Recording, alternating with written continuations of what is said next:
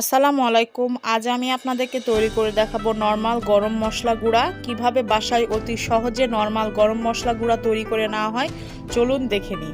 প্রথমে আমি এখানে একটি বাটি এবং একটি প্লেট নিয়ে নিয়েছি। তো আমি প্রথমে বাটিতে যে সকল মশলাগুলো একটু সাইজে বড় সেগুলোকে অ্যাড করে নিচ্ছি। আমি প্রথমেই ছোট এলাচ দিয়ে নিয়েছি 4 টেবিল চামচ। অ্যাড করে দিচ্ছি 12টি কাঠ মশলা। কাঠ মশলার লম্বার পরিমাণ কিন্তু প্রায় 2 ইঞ্চি মতন আছে, আবার কিছু ছোটও আছে। তো এগুলো দিয়ে দেওয়ার পরে এখন আমি এখানে অ্যাড করছি 1 টিস্পুন লং। যেহেতু লংয়ের ফ্লেভারটা একটু স্ট্রং হয় সেক্ষেত্রে একটু কম ইউজ করলে ভালো হয়। দিয়ে দিচ্ছি 2 টিস্পুন কালো গোলমরিচ। এবার আমি এখানে অ্যাড করছি 6 টেবিল স্পুন জিরা, 6 টেবিল স্পুন ধনিয়া।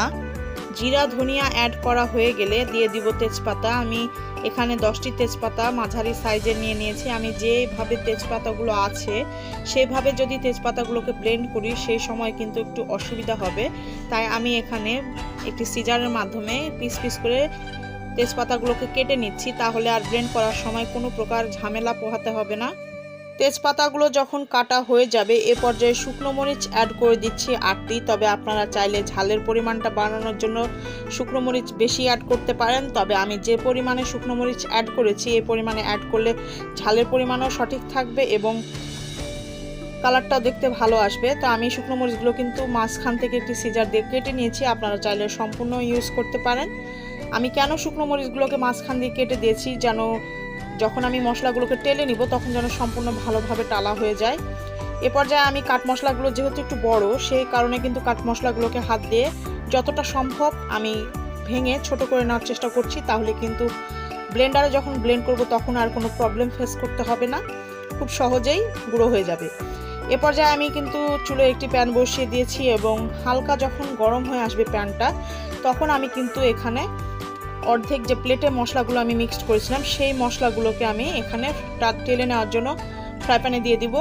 আর চুলোর আঁচ কিন্তু মিডিয়াম আঁচে রেখে টেলে নিতে হবে। তবে হাই হিটে টেলে নিলে কিন্তু পুড়ে যাওয়ার সম্ভাবনা আছে, তখন স্মেলটাও খারাপ আসবে, খেতেও খারাপ লাগবে। রোদে না দিয়ে কিভাবে পারফেক্টভাবে গরম মশলা গুঁড়ো করে নিতে হয় সেই প্রসেসটাই আজ আমি আপনাদেরকে দেখাচ্ছি। আশা করি আপনাদের সবার উপকারে আসবে। আমি এখানে বলে রাখি যে আমি দুইভাবে কেন মশলাগুলোকে আলাদাভাবে রেখেছি, মিক্সড করিনি, যেহেতু গুঁড়ো কিন্তু একসাথেই করব। তো আমি এখানে ধনিয়া, জিরা, তেজপাতা আর শুকনো মরিচ যেহেতু তাড়াতাড়ি টেলে নেওয়া হয়ে যায় সেক্ষেত্রে আমি এগুলোকে আলাদাভাবে টেলে নিচ্ছি। আর কালো গোলমরিচ, লং, এলাচ, কাঠ মশলাগুলো কিন্তু একটু দেরিতে টালা হয়, সেই কারণে কিন্তু ওই মশলাগুলোকে একসাথে টেলে নিব। এই পর্যায়ে কিন্তু আমার মশলাগুলো আমি হাত দিয়ে একটু দেখে নিলাম, চেক করে নিলাম যে মশলাগুলো হয়ে গিয়েছে কিনা। তো এই পর্যায়ে আমার মশলাগুলো হয়ে গিয়েছে, আমি ওইগুলোকে একটি পাত্রে নিয়ে নিয়েছি।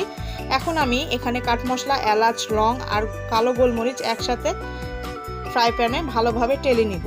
এই মশলাগুলো যেহেতু একটু সাইজে বড় তাই কিন্তু এগুলো একটু টেলে নিতে দেরি হয়। আর এর আগে যে মশলাগুলো আমি ফ্রাই করলাম ওগুলো কিন্তু সাইজে প্রায় অনেকটাই ক্ষুদ্র, সেক্ষেত্রে কিন্তু ওগুলো খুব তাড়াতাড়ি টালা হয়ে যায়।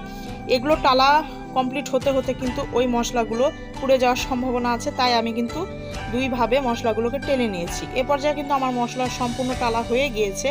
এটা যখন হালকা গরম থাকবে সে পর্যায়ে কিন্তু গুঁড়ো করে নিতে হবে। তবে বেশি গরম অবস্থায় চুলা থেকে নামিয়ে সাথে সাথে গুঁড়ো করতে যাবেন না, এতে কিন্তু ব্লেন্ডার ক্ষতি হবে ব্লেন্ডারের। তো এ পর্যায়ে আমি অর্ধেক পরিমাণ করে দুইটা মশলাকে মিক্সড করে নিচ্ছি। নিয়ে ভালোভাবে ব্লেন্ডারটাকে 10 সেকেন্ড চালিয়ে আবার 10 সেকেন্ড বন্ধ রেখে আবার 10 সেকেন্ড চালাতে হবে। এভাবে করে আমি গুঁড়ো করে নিব, এমনভাবে গুঁড়ো করে নিব যেন সম্পূর্ণ ভালোভাবে গুঁড়ো হয়ে যায়, তা না হলে কিন্তু ভালো লাগবে না। আমি কিন্তু প্রায় 2-3 বার ব্লেন্ড করার পরে ব্লেন্ডারের জারের যে মুখটি আছে সেই মুখটি কিন্তু আমি খুলে একটি স্প্যাচুলা দিয়ে ভালোভাবে একটু নাড়াচাড়া করে নিচ্ছি, না হলে কিন্তু ভালোভাবে গুঁড়ো হবে না। এভাবে করেই কিন্তু ব্লেন্ড করে নিতে হবে, একদম মসৃণভাবে গুঁড়ো করে নিতে হবে। যখন মসৃণভাবে গুঁড়ো করে নেওয়া হয়ে যাবে সে পর্যায়ে আপনারা চাইলে একটি চালনি দিয়ে চেলে নিতে পারেন। আর যদি আপনাদের কাছে মনে হয় যে না, চালনি দিয়ে চালার কোনো প্রয়োজন নেই, সেক্ষেত্রে নাও করে নিতে পারেন। তবে আমি কিন্তু আজকে চালনি দিয়েই চেলে নিয়েছি। আর চালনি দিয়ে চেলে যে খুব বেশি আমার অবশিষ্ট বের হয়েছে তা কিন্তু না, খুবই অল্প পরিমাণে হয়েছে। তো আপনাদেরকে এটা দেখে বুঝে নিতে হবে যে আমি কিভাবে ব্লেন্ডারে গুঁড়ো করে নিচ্ছি। আজকের নরমাল গরম মশলা গুঁড়ো রেসিপিটি যদি আপনাদের কাছে ভালো লেগে থাকে তাহলে অবশ্যই একটি লাইক দিবেন। কমেন্টের মাধ্যমে জানাবেন এবং শেয়ার করবেন আপনার ফ্যামিলি অ্যান্ড ফ্রেন্ডসদের সাথে। এ পর্যায়ে আমার গরম মশলা গুঁড়ো করা হয়ে গিয়েছে এবং আমি কিন্তু চালনি দিয়ে চেলে নিয়েছি। দেখতে পাচ্ছেন কতটা ঝরঝরে এবং পারফেক্ট হয়েছে।